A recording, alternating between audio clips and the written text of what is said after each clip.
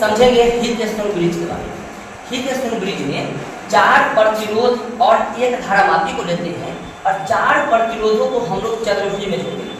P Q R S एक चतुर्भुज बन रहा है और चतुर्भुज के एक विकर्ण पर धारामापी और दूसरा विकर्ण पर हम लोग सेल को जोड़ देते हैं। और इस प्रकार से इसको जोड़ा गया है कि यदि P और Q का रेशियो और R और S का रेशियो यदि बराबर होगा तो धारामापी में किसी प्रकार का विक्षेप नहीं होगा, मतलब धारामापी में किसी प्रकार का करंट नहीं जाएगा। हाँ बोलिए।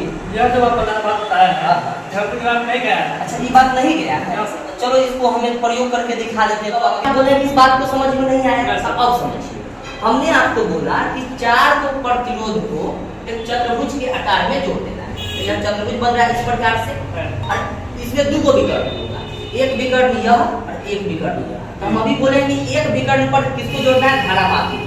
एक बल्ब आपका धारामापी का काम करना है और दूसरा पे क्या किसको जोड़ना है? सेल को।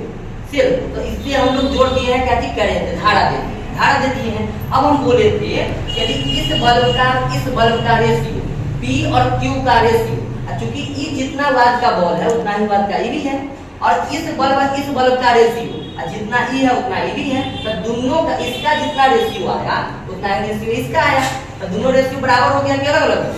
बराबर हो गया। जब बराबर होगा तो हम क्या बोले थे कि धारामापी में करंट आएगा कि ना आएगा? ना आएगा। करंट ना आएगा बल्ब जलेगा कि ना जलेगा? ना जलेगा। देखो नहीं जल रहा है। अब समझ में आया? अब आया।